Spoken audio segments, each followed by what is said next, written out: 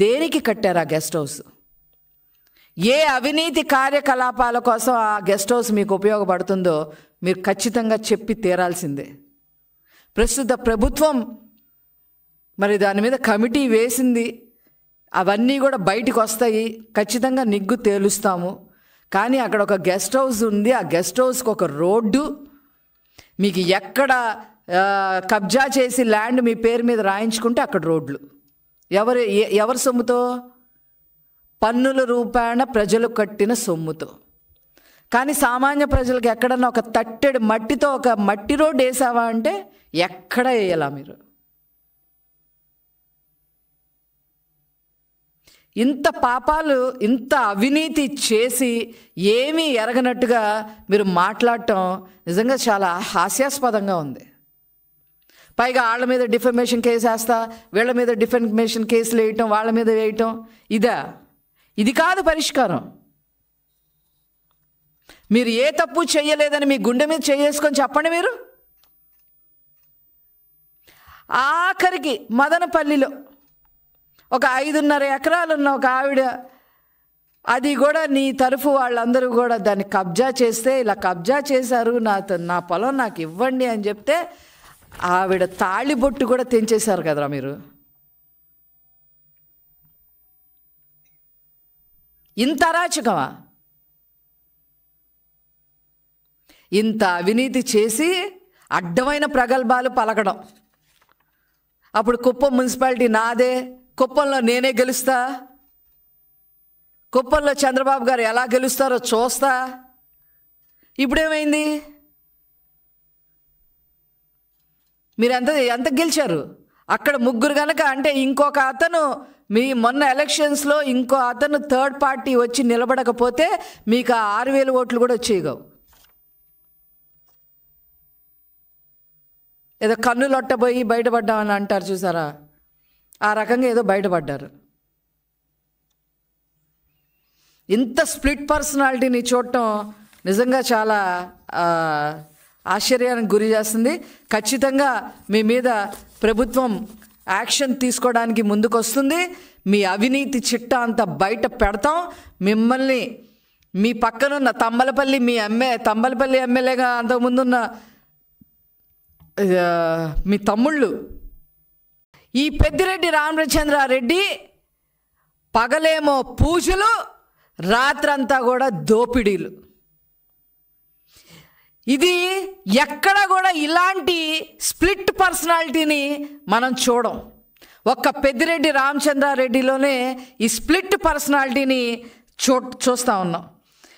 పీలేరు ఎమ్మెల్యేగా మొదలుకొని అతని అవినీతి సామ్రాజ్యాన్ని స్టెప్ బై స్టెప్ పెంచుకుంటూ మరి మండల స్థాయి నుంచి, తర్వాత జిల్లా స్థాయి నుంచి, తర్వాత రాష్ట్ర స్థాయి నుంచి, మరి ఏకంగా కేంద్ర స్థాయి వరకు కూడా మరి అతని అవినీతి సామ్రాజ్యాన్ని విస్తరించారు అనే చెప్పడంలో ఏ మాత్రం కూడా అతిశయోక్తి లేదు. నేను ఏ పాపం ఎరగను, నాకేమీ తెలీదు అని చెప్పి పెద్దిరెడ్డి రామచంద్రారెడ్డి గారు ఈరోజు మరి మన ప్రెస్లో మాట్లాడటం మనం చూస్తూ ఉన్నాం. శాండ్ మాఫియా మీరు చెయ్యలేదు అని మీరు గుండె మీద చెయ్యేసుకొని చెప్పగలరా? ల్యాండ్ మాఫియా మీరు చెయ్యలేదు అని మీరు గుండె మీద చెయ్యేసుకొని చెప్పగలరా?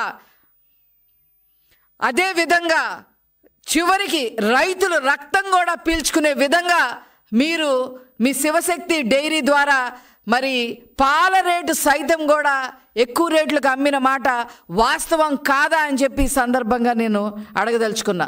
అంతేకాకుండా మదనపల్లిలో మరి ఒక గవర్నమెంట్ ఆఫీస్లో ఫైల్ దగ్ధమైతే నాకు ఏ సంబంధం లేదు అని చెప్పిన మీరు ముందస్తు బెయిల్ ఎందుకు తెచ్చుకున్నారు అని చెప్పి ఈ సందర్భంగా మేము అడగదలుచుకున్నాం. అసైన్డ్ భూములు కొట్టేసిన మాట వాస్తవం కాదా? ఇరిగేషన్ భూములు కొట్టేసిన మాట వాస్తవం కాదా? శాండ్ మాఫియాలో కోట్లు సంపాదించి అవినీతి సొమ్మును కూడగొట్టుకుంది వాస్తవం కాదా? ల్యాండ్ మాఫియా ఎక్కడ పడితే అక్కడ ఎకరాలు కొట్టేసి కోట్లు దండుకున్న మాట వాస్తవం కాదా అని చెప్పి ఈ సందర్భంగా నేను అడగదలుచుకున్నా. చిన్న చితక 1 ఎకరం దగ్గర నుంచి 1000 ఎకరాల వరకు కొట్టేసిన బాపతి మరి మనం చూస్తూ ఉన్నాం. ఇప్పుడు పెద్దిరెడ్డి రామచంద్రారెడ్డి నేనేమీ అరగను, నాకు ఏమీ సంబంధం లేదు అని చెప్పి మీరు ఒక స్టేట్మెంట్ ఇస్తే సరిపోయిందా అని అడుగుతా ఉన్నా. మీ ఓటర్ లిస్ట్ కన్నా, మీ పుంగనూరు ఓటర్ లిస్ట్ కన్నా కూడా మీ అవినీతి పాపాల లిస్టే ఎక్కువగా ఉంది అనే విషయం మీరు గమనించారా అని చెప్పి ఈ సందర్భంగా నేను అడగదలుచుకున్నా. ముఖ్యంగా మీరు చూస్తే చిత్తూరు జిల్లాలో పులిచెర్ల మండలంలో అసైన్డ్ భూములు స్వాహా చేసిన మాట వాస్తవం కాదా? 900 ఎకరాలు, 982 ఎకరాల పైన మరి మీరు కబ్జా చేశారు అనేది మరి మీడియాలో వచ్చింది, అన్నిట్లో వచ్చింది. అయినప్పటికీ కూడా మీరు దానికి ఎక్స్ప్లెనేషన్ ఇచ్చే పరిస్థితిలో లేరు. అదేవిధంగా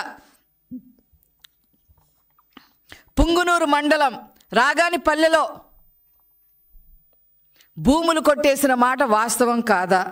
అదేవిధంగా రేణిగుంటలో గవర్నమెంట్ ల్యాండ్ ఉంటే 100 ఎకరాల గవర్నమెంట్ ల్యాండ్లో మధ్యలో 20 ఎకరాలు మీ భార్య గారి పేరు మీద ఎలా వచ్చింది? ఇది ఎక్కడైనా విన్నామా? రేణిగుంట ఎయిర్పోర్ట్ పక్కన 100 ఎకరాల గవర్నమెంట్ ల్యాండ్ ఉంటే మధ్యలో 20 ఎకరాలు మాత్రమే, 20 ఎకరాలు మీ భార్య పేరు మీద ఎలా వచ్చింది అని చెప్పి ఈ సందర్భంగా అడగదలుచుకుందాం. అలా ప్రభుత్వ భూములు కూడా మీరు కొట్టేసిన పరిస్థితి మనం చూస్తూ ఉన్నాం. అదేవిధంగా గవర్నమెంట్ పర్మిషన్లు లేకపోయినా ఎత్తిపోతల పథకాలని చెప్పి మొదలుపెట్టారు, ప్రాజెక్టులు మొదలుపెట్టారు. ఏం చేశారు మీరు ఆ ప్రాజెక్టులు మొదలుపెట్టి? ముఖ్యంగా మరి ఆవులపల్లిలో కానీ, నేతిగుట్ల పల్లెల్లో కానీ ఆ విలేజెస్లో వాళ్ళని రాత్రి ఖాళీ చేయించేసి, అనధికారికంగా ఖాళీ చేయించి వాళ్ళ ఉసురు పోసుకున్న మాట వాస్తవం కాదా?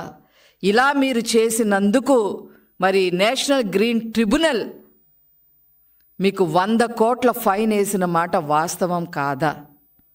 చెప్పండి మీరు.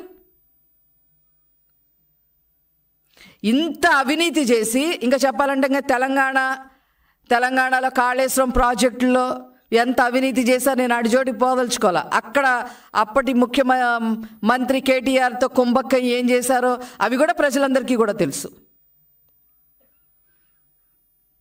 ఇంత అవినీతి చేసి, ఇన్ని కబ్జాలు చేసి, ఇంతమందిని ఏడిపించి, చిన్న పిల్లోడిని అడిగినా కూడా పెద్దిరెడ్డి రామచంద్రారెడ్డి అంటే అతను ఏం చేసినా పాపం లేదనే మాటే వస్తుంది తప్ప ఇంకో మాట రాదు.